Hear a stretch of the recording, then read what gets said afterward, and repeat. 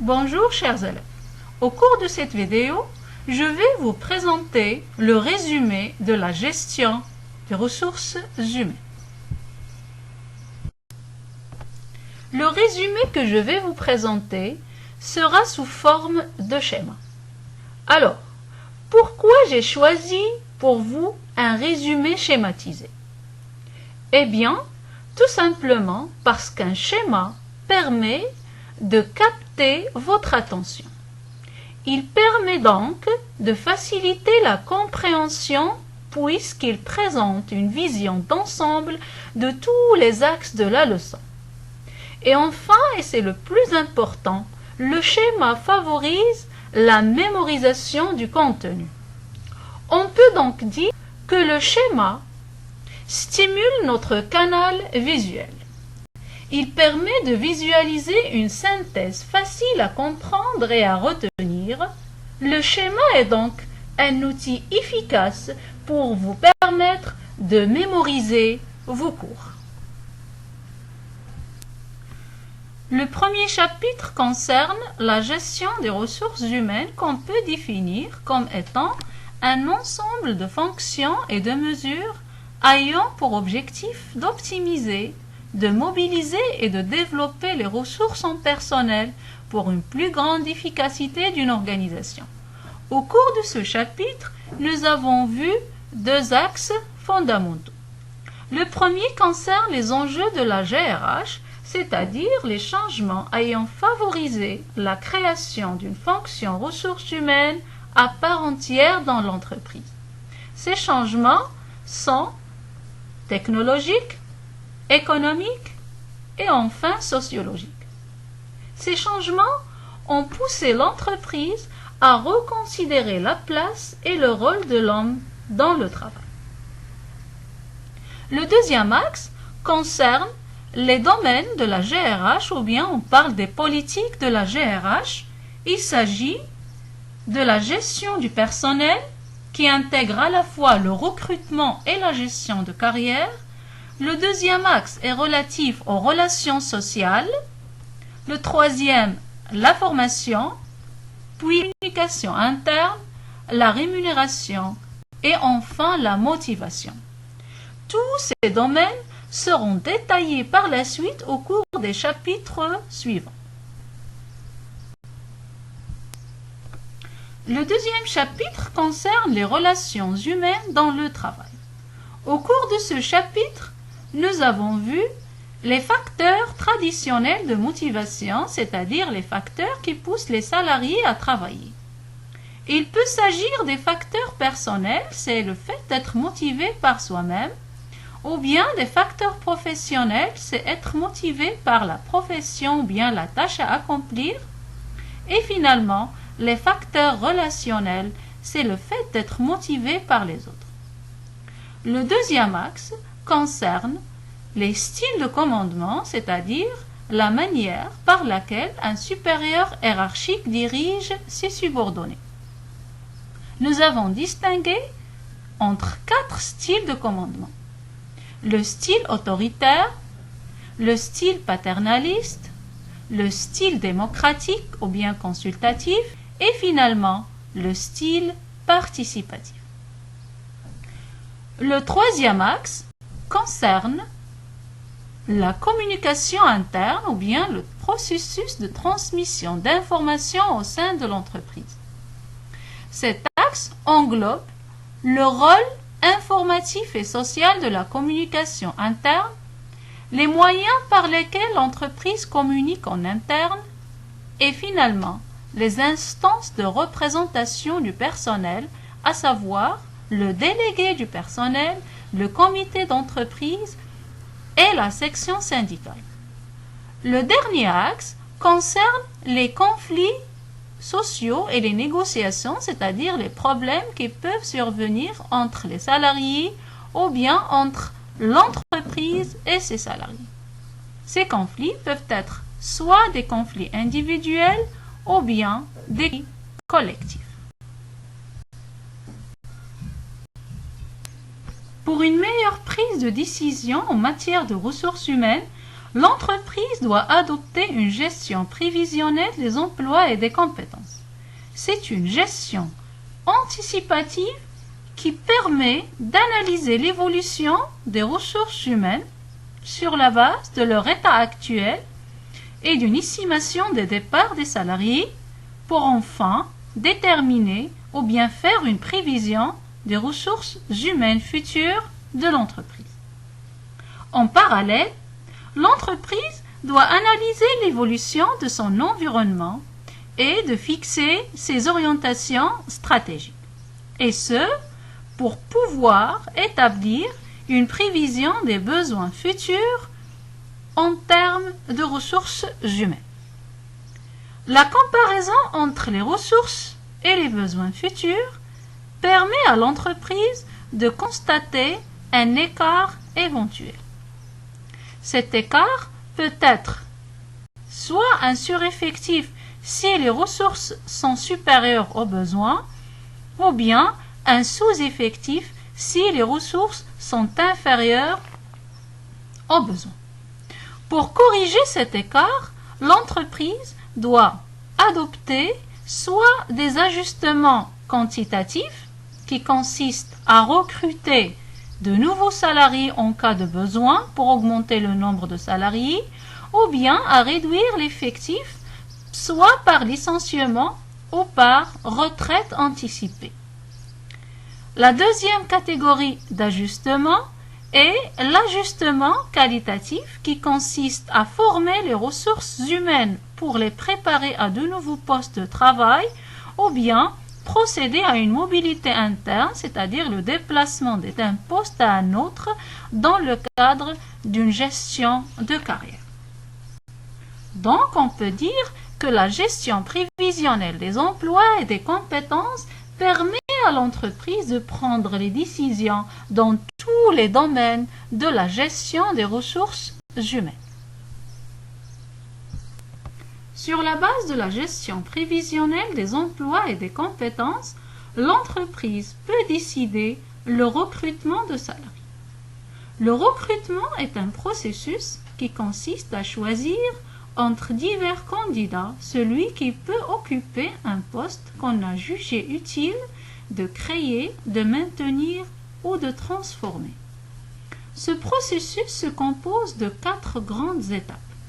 La première est la détermination du besoin qui consiste à définir le poste de travail, c'est-à-dire préciser l'ensemble d'activités et de tâches élémentaires que le titulaire du poste doit exécuter, et consiste aussi à définir le profil du poste, c'est-à-dire procéder à une analyse subjective des caractéristiques que doit présenter un candidat pour occuper un poste.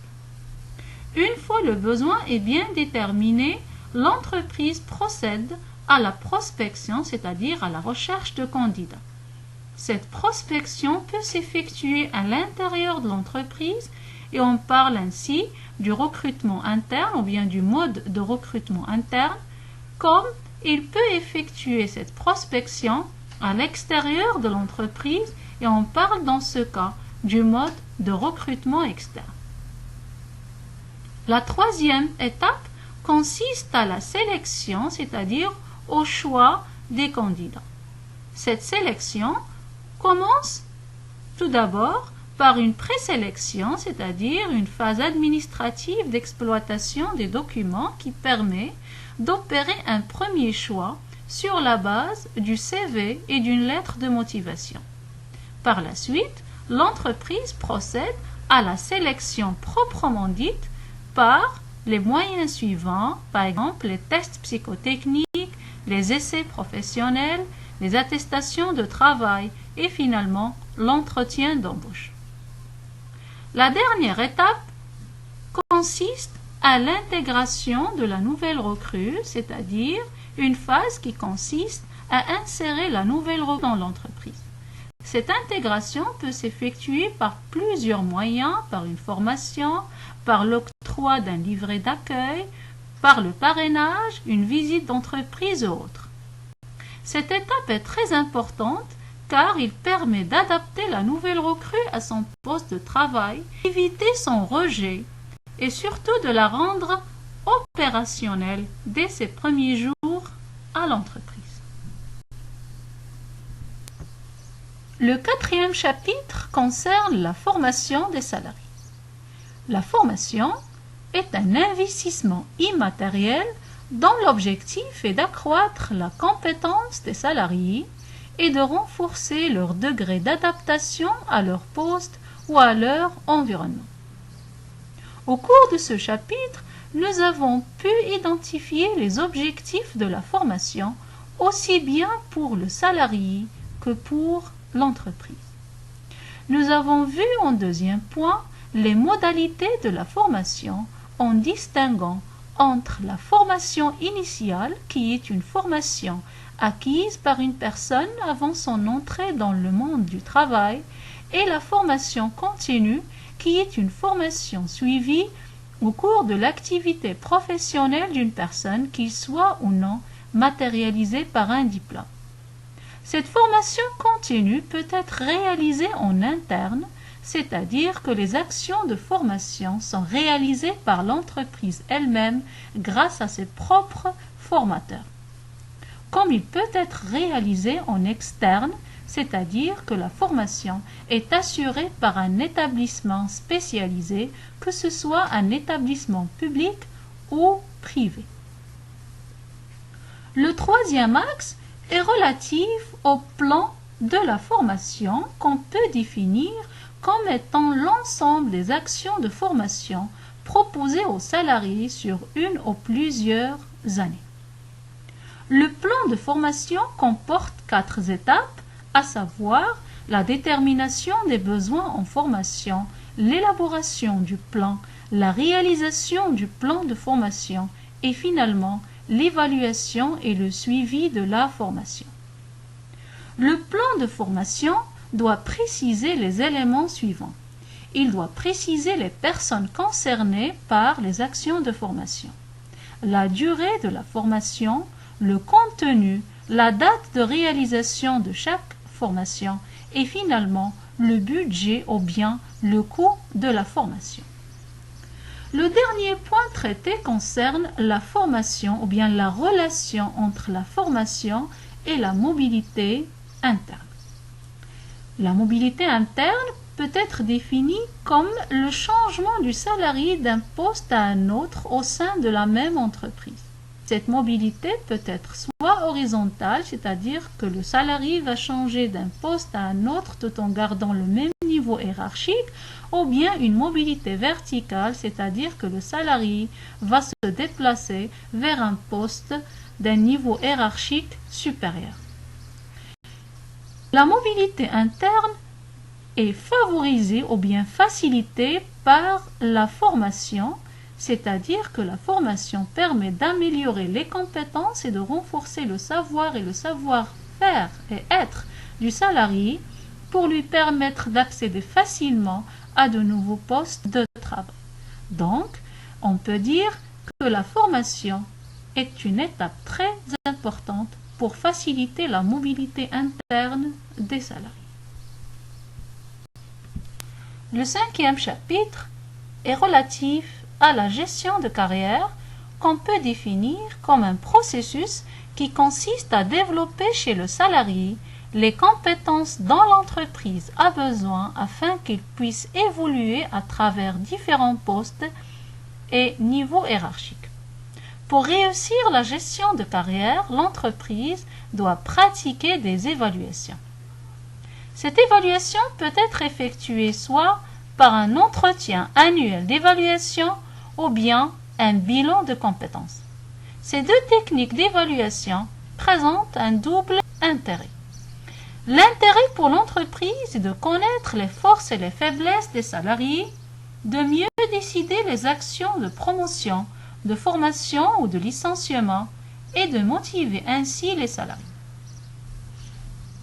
L'intérêt pour le salarié est de connaître ses forces et ses faiblesses, de bénéficier d'une formation, d'une promotion ou d'une mutation, de mieux préparer son projet professionnel et d'améliorer son statut. Le 6e chapitre est relatif au plan social qu'on appelle également le plan de sauvegarde de l'emploi. C'est un ensemble de mesures sociales qui visent à limiter les conséquences du licenciement collectif pour motif économique. Parmi ces mesures, nous avons le licenciement économique qui est un licenciement effectué par l'entreprise pour une raison non liée au comportement du salarié. Ce licenciement est justifié par une crise économique ou par l'introduction d'une nouvelle technologie par l'entreprise. Ce licenciement entraîne pour le salarié l'obtention d'indemnités de licenciement d'un montant important, bénéficier d'une aide pour trouver un emploi ou pour créer sa propre entreprise. Ce licenciement entraîne pour l'entreprise un allègement des charges salariales, un ajustement des coûts salariaux au niveau de l'activité et entraîne aussi une forte démotivation des salariés. Pour éviter le recours au licenciement économique, l'entreprise pensait à la retraite anticipée, qu'on appelle aussi la pré-retraite, et c'est la possibilité donnée aux salariés proches de l'âge de retraite de quitter l'entreprise en contrepartie d'une indemnité.